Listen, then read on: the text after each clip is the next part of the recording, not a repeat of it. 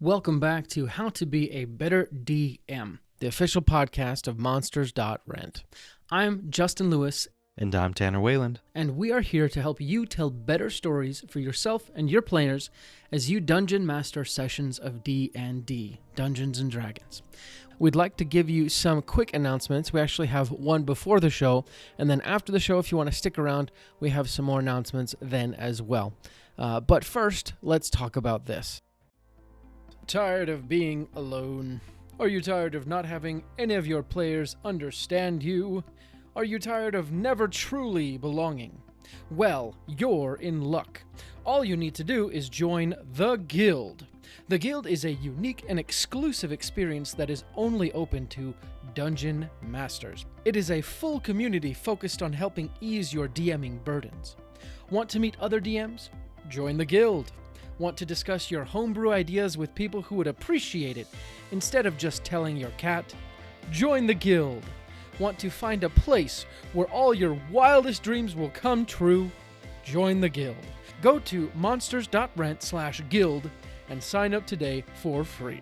Wait, that can't be right. Chuck, can you check this again? Is this supposed to be... What? Oh, they're serious? It's free? Oh, okay. All right. Yes, go to monsters.rent/guild and sign up today for free, even though they are crazy for giving this away for free. Common side effects may include burping, sneezing, laughing, breathing, hearing, listening, tasting, farting, critting, sarcasm, and in extreme cases, explosive diarrhea. Awesome. With that out of the way, we can get into today's show. How many of your crops are like this? The constable asks. Rosdan, the local farmer who asked for this meeting, looks right into Constable Yerip's eyes and says, "All of them, sir.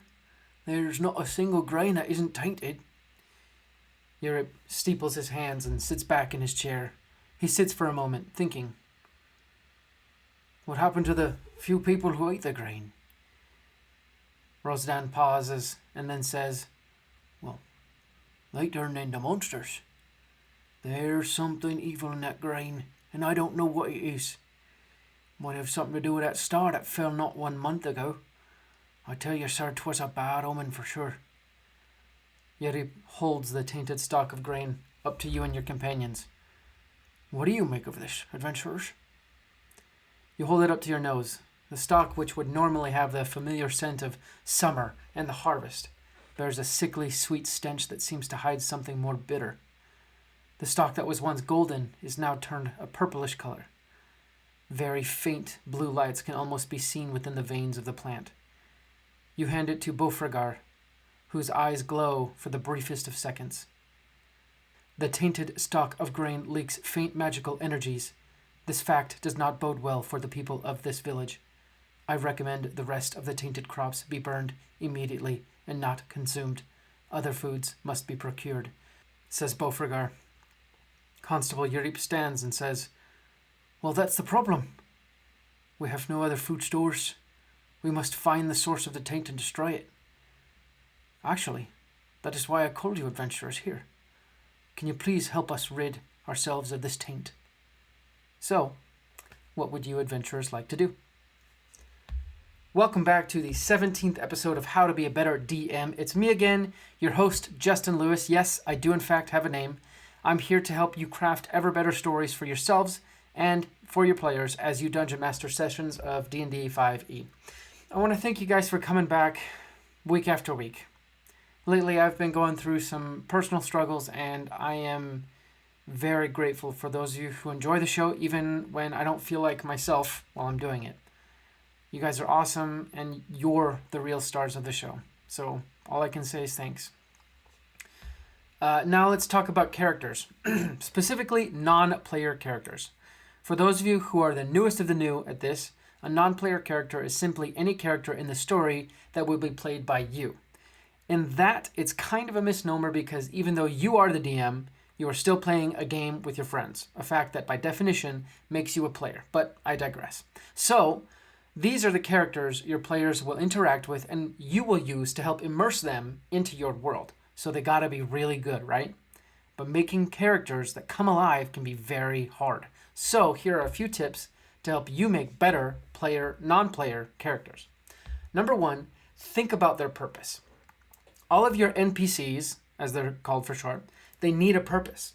Sometimes that purpose is just to make your players laugh and add in some much needed comic relief.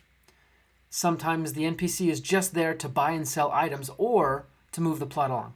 Other times, the NPC is the plot. Most of the time, your NPCs will have a mix or multiple purposes. And knowing the NPC's purpose will help you with everything else in the story. Just be ready for when the players decide to take the purpose you've designed for your NPC and twist it, and generally muck things up. You might have a simple merchant that the players decide they really, really like, so they spend way more time getting to know their backstory than should have ever happened. Oh well. Number two, give them something memorable. With each NPC that you want your players to remember, make sure that they have something memorable. This might mean making the NPC funny or rude so the players remember the interaction with the NPC. Or maybe you give them a defining feature that you constantly bring up in describing the interaction because the players as characters keep noticing it, like a scar or a tattoo.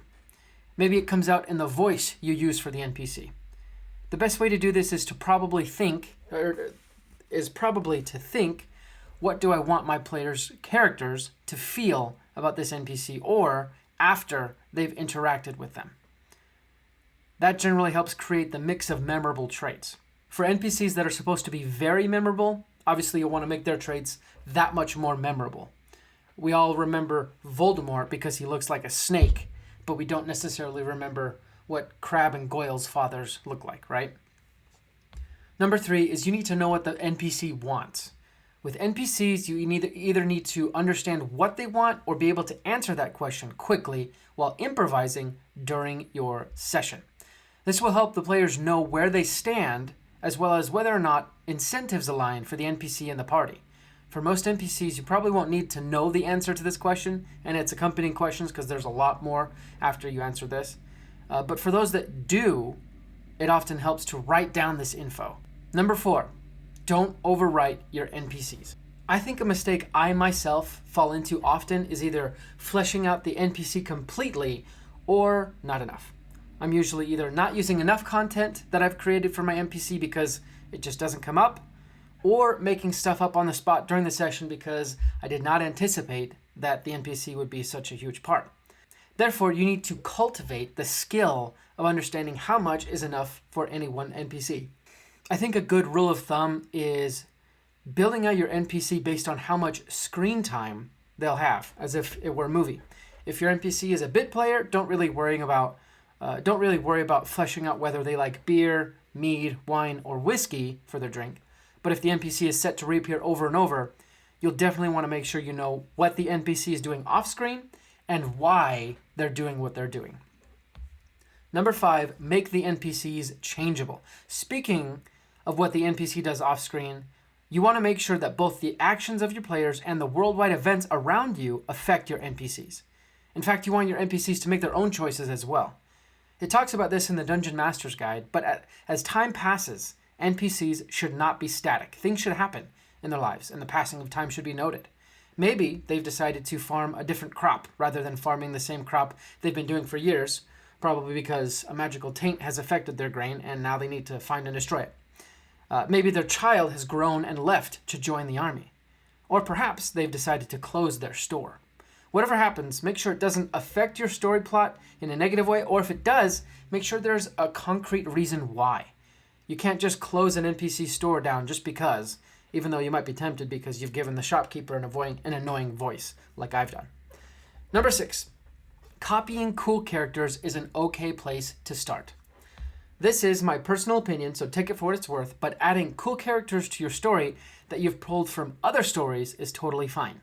Most characters are based on archetypes and tropes anyway, so adding in a Yoda-like character is totally fine. You'll never get it exactly right like the original character, but your characters will probably feel the familiarity of the NPC and enjoy having them in the story. I mean, who wouldn't like to play D&D with a character that they really like from a different universe entirely? Now, after you start with those transplanted characters, start experimenting and trying new things with them. Maybe instead of just adding that Yoda-like character to your campaign, you can make him a combination of Oscar the Grouch from Sesame Street and Yoda, kind of a grouchy mentor. When you copy someone else, take the copy and add a twist to make it your own. But remember, don't plagiarize or steal commercial copyrighted property when doing this for money. For home games, though, feel free to play a campaign that features Darth Vader, Harry Potter, and Gandalf. Totally fine. Well, hopefully these 6 tips will help you make some awesome characters. I know they've helped me. Just make sure you guys keep making great characters and telling great stories. So in summing up, number 1, think about your characters' purpose. Number 2, give them something memorable. Number 3, know what the character wants. Number 4, don't overwrite your NPCs. Number 5, make the NPCs changeable and dynamic. Number 6, copying cool characters is, in fact, an okay place to start. I would love to keep the conversation going, so feel free to reach out to me on Instagram. Just send a message to @GeronimoLevis to let me know what you think about these tips or to share any tips you have from your campaign. I would love to get your personal opinion. Thank you guys so much for listening again. I can't tell you how much I appreciate the fact that there are people out there who care about this show, and it really makes it worthwhile. So we'll be back next week. Until then, let's go ahead and roll initiative. Thank you for listening to today's show. We really appreciate your support and your patronage. We have a few more announcements to go over. First, did you ever fall in love with the library as a kid? It was a place where you could experience 1,000 stories without having to buy 1,000 books. That is what Monsters.rent can do for your D&D campaign. You can rent and swap out as many quality miniature monsters and creatures for your D&D party as you could ever want, without having to buy them. You can rescue villagers from a kobold camp, or lead your party through the fighting forest, or many more adventures. We're coming out with new bundles all the time. Just sign up for our subscription to get access to your own personal library of minis. Go to monsters.rent to find out more. That's the website. Monsters, with an S, .rent. Get your library pass to a world of minis today. We also wanted to let you know that today's episode is sponsored by Stardust and Dragons. I'm going to let one of the cast of Stardust and Dragons, Christian Hatcher, and his crew tell you a little bit more about it. This August, a new adventure podcast is coming to a platform near you, filled with action. Shoot one of the 2 of them. We can't keep taking hits like that. Drama. Everything that she's been doing, everything she's going to do, finally sets in. And Stardust. Help! Help! Someone, please! Find out more about this epic odyssey at stardustanddragons.com, where adventure awaits in the stars. That's all the announcements we have today. Again, thank you so much for everything you do for us. You make this show possible. Like we said before, we'll be back next week with another great episode, and until then, let's go ahead and roll initiative.